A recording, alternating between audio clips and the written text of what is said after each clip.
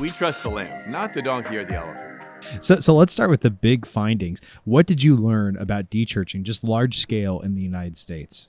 So we anecdotally kind of thought that we might be in the middle of the largest and fastest religious shift in the history of our country. It just seems like everything's changing so fast as so many people are leaving church. And if what was going on in Orlando wasn't just an Orlando phenomenon, and we knew it wasn't, that there's a conversation that needs to happen that's not happening.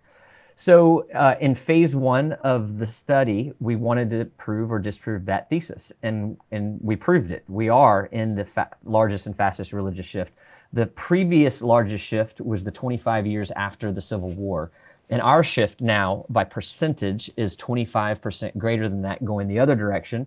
And in terms of numbers, I mean, it's way larger because our country is larger. More people have left the church than came into the faith through the first and second Great Awakenings and Billy Graham crusades combined. So 40 million adult Americans used to go to church at least monthly. That's how we're defining dechurch. They used to go at least monthly and now go less than one time per year. And the majority of that shift has happened in the past 25 years. Wow. Yeah. So define dechurching for us for just a moment, because actually you hit on this earlier. When we think about faith in the United States, we tend to think about, are people coming into the faith? Are people being converted? We don't tend to ask the other question, which is, at what rate are people leaving the church? Yeah. And that's why we chose the name The Great Dechurching, because we learned a lot of them are still Christians. But we defined dechurched as someone who used to go at least on a monthly basis, consistently on a monthly basis, but now goes less than one time per year. So if you go Christmas and Easter, you don't count. Like that's 2 times a year, you're still considered a church person. So this is less than once per year. Wow. Yeah. I mean, I think that's helpful to know, right? It's not I went from going once a month to, once every other month. I mean, we have a very low bar here for what it means to be dechurched. But you said in the first round of the study, you just figured out this thing had happened. People have been dechurching. It's the largest, fastest, most rapid religious shift in American history. What did you learn in phase 2 of the study? So in phase 2, we wanted to, so phase 1, how big is the problem? Yeah. Phase 2 was really, where are they going and why are they leaving?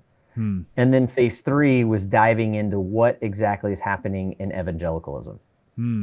Yeah, that's really helpful. I think we're going to jump into some of the data from phase 2 here. But again, you outline it incredibly well in your book. You tell stories. It's very engaging. It doesn't feel like a book on, it doesn't feel like I need a statistics degree to understand, which is good, because I only had 1 year of statistics in college and I wasn't very good at it.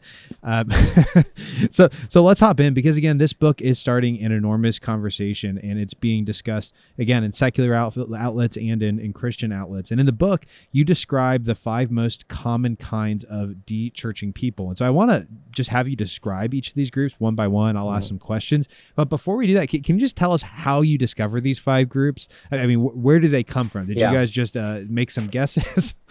Yeah, that's a really good question, because Mike and I didn't just put a bunch of paper on the desk and try to figure out things ourselves. We used what's called machine learning. It's an algorithm that takes common answers. It puts these profiles together.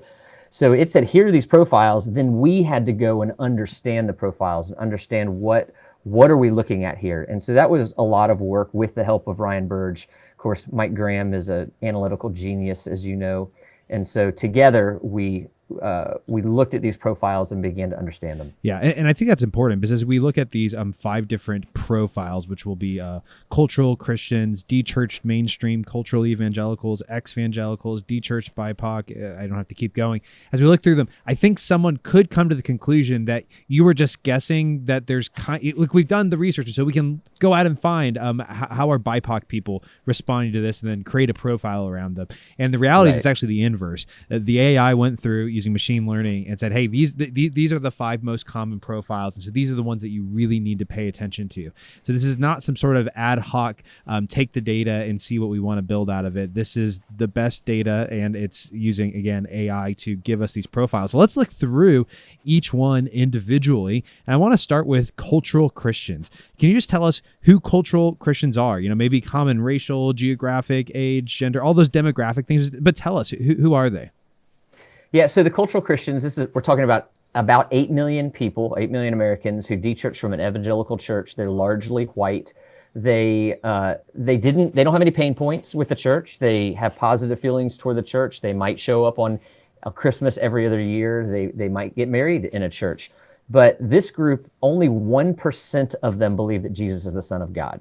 So what it feels like is, if you think about Jesus' parable of the weeds and the wheat, he says, don't be surprised. There will be those who look like they're in the kingdom, but they are not. It feels like that's this group. They really weren't Christians to begin with. And so it shouldn't surprise us when they leave, and they left for more casual pedestrian reasons. What do you mean when you say casual?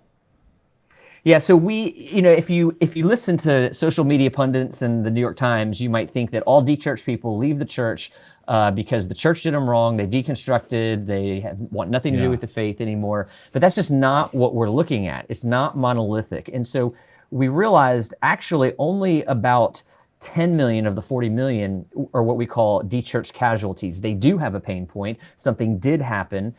They intentionally left the church. And while we don't want to minimize that, that's 10 million people. 30 million people left more unintentionally. That's why we call them the casually dechurched. I got to give Skylar Flowers credit for that term. But it's just really helpful to understand this is not monolithic, and 3/4 of the dechurched left casually.